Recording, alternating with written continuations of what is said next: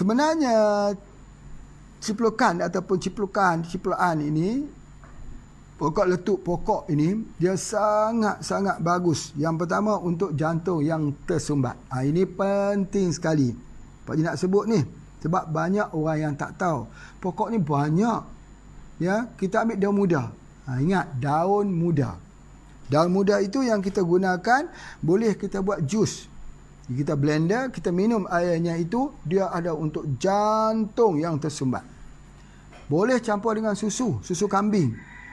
Sangat baik. Lepas saja kita minum, dia akan berkeringat dengan keringat yang cukup banyak. Itu adalah di antaranya. Jadi, ada dia punya satu bahan di dalam daun pokok ciplukan ini, ataupun pokok letup ni, satu bahan yang sangat efektif untuk membuka saluran jantung. Cuba kita lihat, perhati betul-betul. Di dalam satu ilmu yang dikenali sebagai microscopic ataupun doctrine of signature. Apa maksud doctrine of signature? Kita renung pokok tu, kita faham. Kita cuba tengok pokok letup tu, cuba tengok buah dia. Macam apa? Macam jantung. Buah dia macam jantung. Jadi Allah nak bagi tahu bahawa buah ini atau pokok ini digunakan khusus untuk ubat jantung. Cara dia apa dia? Daun muda. Kemudian boleh campur dengan susu. Masya Allah. Ataupun kita boleh rebus campur dengan madu lebah untuk menghilangkan pahitnya.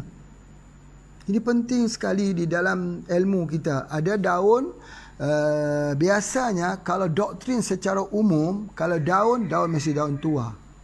Kalau buah yang masak. Kalau akar, ambil ketika pohon berbunga atau musim kering. Rimpang, musim kering. Jika ambil bunga, ketika dia mekar. Ketika ambil biji, mesti ketika buah yang masak. Itu doktrin umum. Tetapi dalam perawatan saraf, kebanyakan daun dia ambil daun muda. Kenapa daun muda? Kita nak yang dapat mild. Kita tidak boleh ambil yang hard, yang betul-betul kental itu. Tidak boleh. Sebab sifat untuk saraf ini dia dikira begitu. Itu yang Pak Haji nak sebutkan, iaitu daripada ciplukan. Tapi kalau daunnya yang muda itu, kita ambil, kita tumbuk daun itu dengan kapur makan. Ni banyak orang tulis itu, apa maksudnya kapur makan. Kapur makan itu adalah kapur yang dimakan bersama sirih. Kalau ada yang tak faham lagi, kalsium karbonat, CaCO3. Itulah kapur makan. Cuma cerita pasal kapur makan ini, teringatlah Pak Haji pada Datuk Pak Haji dulu, cerita daripada ibu Pak Haji, Datuk kamu dulu masuk ke bukit. Di sini ada Bukit Cuping. Di situ ada kerang yang ada putih-putih itu. Dipahat-pahatnya kerang tersebut. Selepas dipahat-pahatnya kerang tersebut, diambil, dibawa pulang, dibakar. Itulah yang dijadikan sebagai kapur makan. Dan itu ubat. Itu yang Pak Haji nak sebutkan, ya, bahawa kita menggunakan begitu. Baik. Kita faham bahawa apabila kita tumbukkan saja daun ciplukan ini bersama dengan kapur itu, boleh diletakkan di bahagian dada ini untuk orang yang ada asma.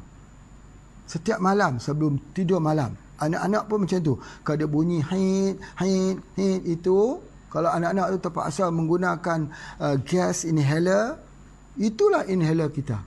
Percampuran daun ciplukan atau daun daripada daun ciplukan, ya. Daun ciplukan itu daun apa? Kita panggil daun apa tadi ni?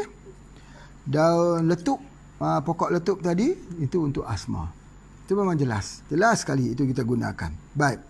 Kemudian kalau orang ada kurap, banyak orang kata ada kurap banyak. Daun itu pun boleh berguna untuk kurap. Tumbuk, tempelkan pada kurap, kemudian diikat dengan kain kasar. Biarkan begitu, hilang kurapnya. Menarik. Ya, tidak perlu guna ubat kimia. Kemudian kita juga boleh gunakan jika kita gunakan buah yang masak.